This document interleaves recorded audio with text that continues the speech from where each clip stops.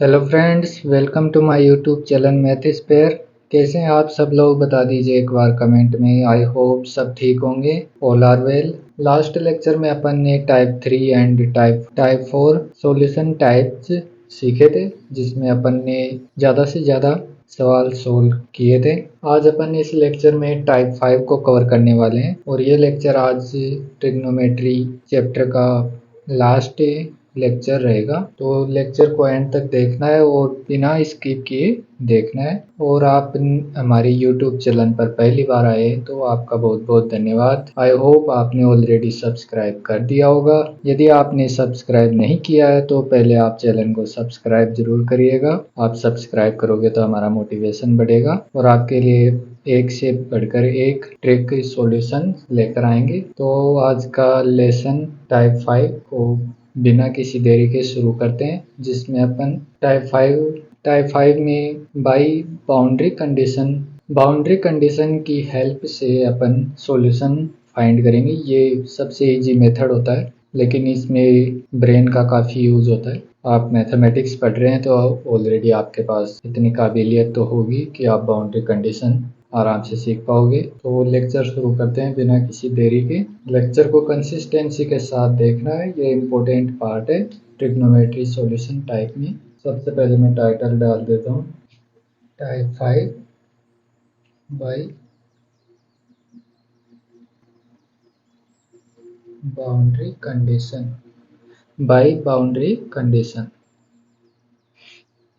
इसको अपन direct question PYQs की help से सीखेंगे, जिससे हमें ज़्यादा से ज़्यादा समझ में आएगा, बेटर समझ में आएगा। सबसे पहले अपन एक क्वेश्चन लिख लेते हैं, क्योंकि अपन क्वेश्चनों की सहायता से सीखेंगे, क्वेश्चंस की हेल्प से सीखने वाले हैं। तो क्वेश्चन है sin power 20x minus cos 24x equal to 1।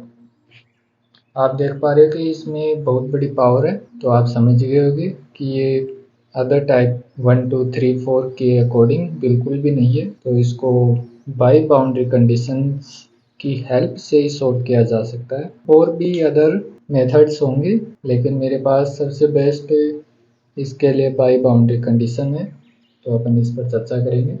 सबसे पहले क्या करेंगे, एरो साइन लगाए, sine square 20x equal to 1 plus cos 24x। सबसे पहले इसे लिख लेंगे। और अपन जानते हैं कि साइन एक्स की जो रेंज होती है वो -1 से +1 होती है, लेकिन यहाँ पर इवन पावर है तो 0 से 1 होगी, इक्वल टू 1 प्लस इधर भी 0 to 1। या फिर इस तरह से मान लो कि ये साइन स्क्वायर 10 पावर्स से मल्टीप्लाई होती हैं। यदि पावर्स के ऊपर पावर होती है तब वो मल्टीप्लाई होती है, ये 20 हो जाएगा। और स्क्वायर के लिए 0 to 1 होता है, और इसकी पावर 10 करेंगे तो ये 0 to 1 ही आएगा। तो इस तरह से आप देख सकते हो, समझ सकते हो। तो अपन देख पा रहे हैं कि 0 to 1 इक्वल टू, इसको 1 को इस रेंज में ऐड करेंगे तब ये आ जाएगा 1 to 2। यदि इधर वाले पार्ट से का आंसर 1 आए और इधर वाले का भी 1 आए, तब ये दोनों इक्वल होंगे। यही बाउंड्री कंडीशन मेथड है। यदि लेफ्ट पार्ट में 1 हो और राइट पार्ट भी 1 हो, तब ये दोनों इक्वल हो सकते हैं। तो अपन क्या करेंगे, साइन स्क्वायर 20 इक्वल टू 1, इसको अपन 1 कर देंगे। और इधर वाला part cos power 4x equal to 0। यहाँ अपन ने 0 क्यों किया, यहाँ पर तो 1 लेना था। तो अपन देखेंगे कि ये 1 तभी आता है इधर जब इसमें ये 1 ऐड होता है, और यहाँ 0 है, इसका मतलब ये 0 है, तो यहाँ पर 0 आएगा इसके इक्वल में। तो ये छोटी छोटी एरर होती हैं जिनको हमें स्किप करना है, हमें अपन को ये एरर नहीं करने हैं। तो हमारा आंसर बहुत ही सिंपल आ गया। हमारे अब ये बहुत ही सिंपल बन चुका है। यहाँ रूट ले लेंगे, यहाँ पर 1 है और इसका रूट मैं एक बार लिख देता हूँ यहाँ पर कि यहाँ पर क्या हुआ एक्चुअल में। 10th रूट लिया गया है 1 का कोई भी रूट लो 1 ही आता है, इसे अपन डायरेक्ट याद रखेंगे। और sine square x equal to 1, ये sine square theta equal to sine square alpha के फॉर्मेट का है, तो अपन डायरेक्ट सॉल्यूशन लिखेंगे n pi plus minus pi by 2। Then x की वैल्यू यहाँ पर एन की वैल्यूज पुट करके फाइंड कर सकते हैं। यदि अपन 0 पुट करेंगे या फिर 1 पुट करें, n is equal to 1 put करने पर आएगा पाई बाई 2, 2 पुट करने पर 3 पाई बाई 2, 5 पाई बाई 2, ऐसे चलता जाएगा। और अब इधर वाले पार्ट को सोल्व करेंगे तभी आ जाएगा cos x equal to 0, then x is equal to 2n plus 1 multiply pi by 2, then x equal to आ जाएगा pi by 2, 3 pi by 2, 5 pi by 2 और 7 पाई बाई 2। अभी तक अपन ने फाइनल सॉल्यूशन फाइंड नहीं किया है, ये हमारे सॉल्यूशन नहीं है। हमारा सॉल्यूशन तब फाइंड होगा जब ये दोनों इक्वल होंगे। यही तो हमारी कंडीशन थी, यही तो बाउंड्री कंडीशन है। यदि दोनों इक्वल होंगे मीन्स यदि इधर वाला पार्ट भी 1 हो और इधर वाला भी पार्ट 1 हो, इसका मतलब कोस वाला पार्ट 0 हो। तो 0 ये कहाँ कहाँ पर होता है, पाई बाई 2, 3 पाई बाई 2, और इधर वाला पार्ट 1 कहाँ कहाँ होता है। तो अपन देख पा रहे हैं कि पाई बाई 2 इधर भी है और इधर भी है, 3 पाई बाई 2 भी है, 5 पाई बाई 2 भी है, ये ऐसे चलता जाए। तो इसके दोनों सॉल्यूशन वैलिड है, ठीक है। दोनों सॉल्यूशंस पर करेक्ट आ रहा है, ये दोनों सॉल्यूशंस पर करेक्ट है। देन x की वैल्यू हो जाएगी n pi plus minus pi by 2, और एंड नहीं आएगा यहाँ पे, और आएगा 2n प्लस 1 पाई बाई 2। ये हमारा फाइनल सॉल्यूशन होगा। तो किस किस को बाउंड्री कंडीशंस समझ में आई, एक बार कमेंट में थम्स अप कर दीजिए। और यदि अभी तक आपने हमारे चैनल को सब्सक्राइब नहीं किया है तो चैनल को जरूर सब्सक्राइब करिएगा।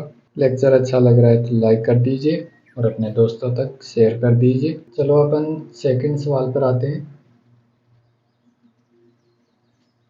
हमें आज ज़्यादा से ज़्यादा सवाल सोल्व करने हैं। साइन की power n x plus cos की power n x less than 1 m dot n greater than equal to 2। ये क्वेश्चन नहीं है, ये एक डायरेक्ट रिजल्ट है जिसको अपन याद भी रखेंगे, और इसको अपन याद रखेंगे हमेशा, ये बहुत ही ज़्यादा यूजफुल है। तो इसको अपन प्रूव करेंगे। Sine m x less than sine square x और sine n x less than equal to, यहाँ पर कोस है, cos power n x less than equal to cos square x. क्योंकि कोस स्क्वायर एक्स से 1 होता है जो कि मैक्सिमम पर होता है, तो ये इससे छोटा है, इसके बराबर ही होगा। तो अपन इन दोनों ऐड करते हैं तब हमारे पास एक बहुत ही ब्यूटीफुल रिजल्ट फाइंड होगा। हमें एक ब्यूटीफुल रिजल्ट्स मिलेगा।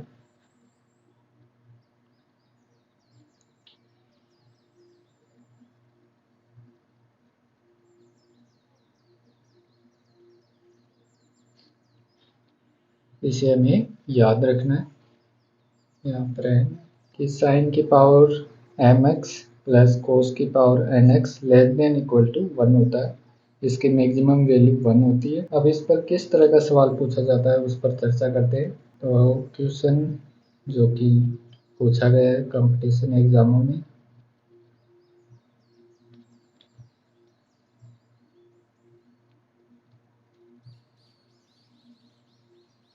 ये क्वेश्चन है, तो आप देख पा रहे हो कि sine m x plus cos n x 10 और 11 है, एम और एन की वैल्यू जिसकी इक्वल टू दिया गया और हमें इसके सॉल्यूशन फाइंड करने। तो अपन देख पा रहे हैं कि इसकी मैक्सिमम वैल्यू 1 होती है, लेकिन यहाँ पर 2 दिया गया है, तो हमें इसका कोई भी सॉल्यूशन फाइंड नहीं होगा।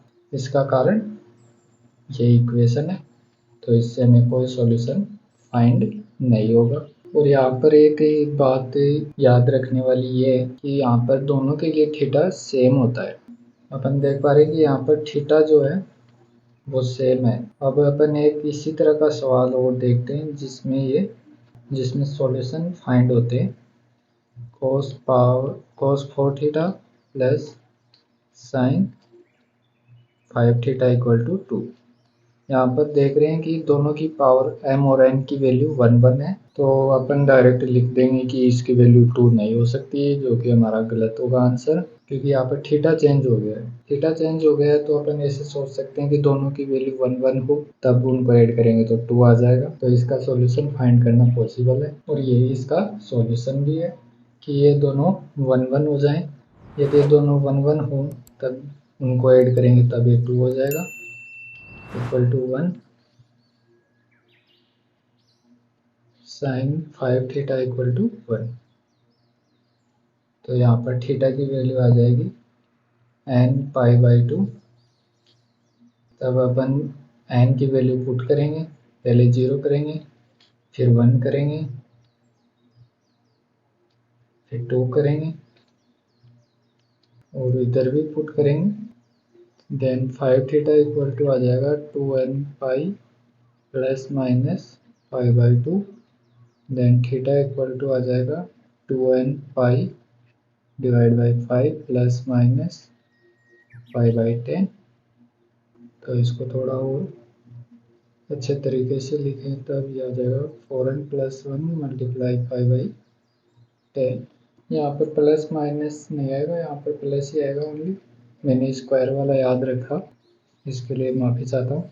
यहाँ पर ओनली प्लस ही होगा, और यहाँ पर n की वैल्यू पुट करेंगे तब थीटा की वैल्यू फाइंड हो जाएगी। देन n की वैल्यू 0 पुट करेंगे तो पाई बाई 10 आएगा, फिर पाई बाई 2 ऐसे चलता जाए। तो अपन देख पा रहे हैं कि इधर भी पाई बाई 2 है और इधर भी पाई बाई 2 है। यदि थीटा की वैल्यू पाई बाई 2 हो तब इसका आंसर 2 आ सकता है। तो इसका फाइनल सॉल्यूशन जो है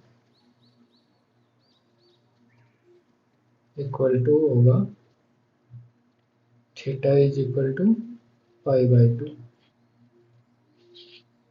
तो इस तरह से बाउंड्री कंडीशन अप्लाई की जाती है और सॉल्यूशन फाइंड किए जाते हैं। अब अपन एक बहुत ही ज़्यादा मज़ेदार क्वेश्चन सोल्व करने वाले हैं, तो लेक्चर के साथ बने रहिए कंसिस्टेंसी के साथ। आई होप ये क्वेश्चन आपको बहुत ही ज़्यादा पसंद आएगा, और इसी तरह के सवाल बड़ी एग्जामों में पूछे भी जाते हैं। तो लेक्चर को बिना स्किप किए कंसिस्टेंसी के साथ देखते रहिए और अपने दोस्तों तक शेयर कर दीजिए जिसको ये ट्रिग्नोमेट्री इक्वेशन नहीं आती है। ये एक सवाल भी समझ सकते हो और एक कंसेप्ट भी समझ सकते हो, आप कुछ भी समझ सकते हो इसे।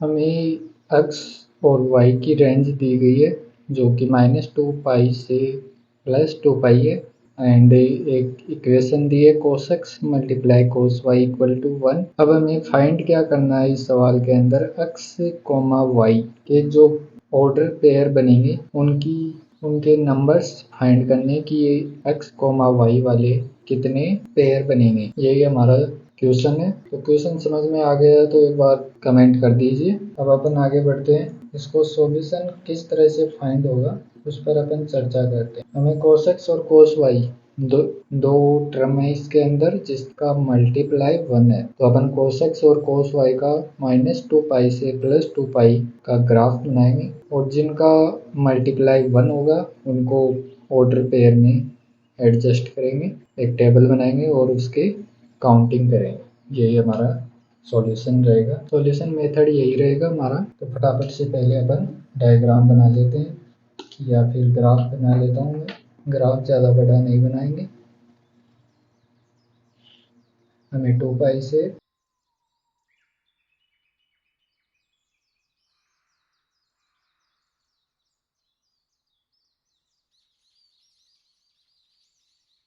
ये हमारा cos x का हो गया, इसी तरह का cos y का होगा।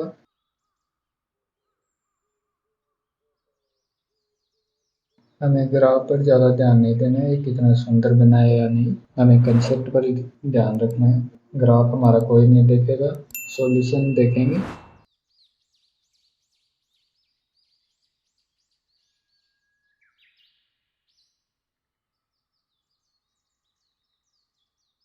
तो हमने ग्राफ बना लिया है, अभी फाइनल सॉल्यूशन पर आते हैं। तो अपन पहले एक टेबल बना लेते हैं जिसमें अपन एंट्री करेंगे और उनको काउंट कर लेंगे।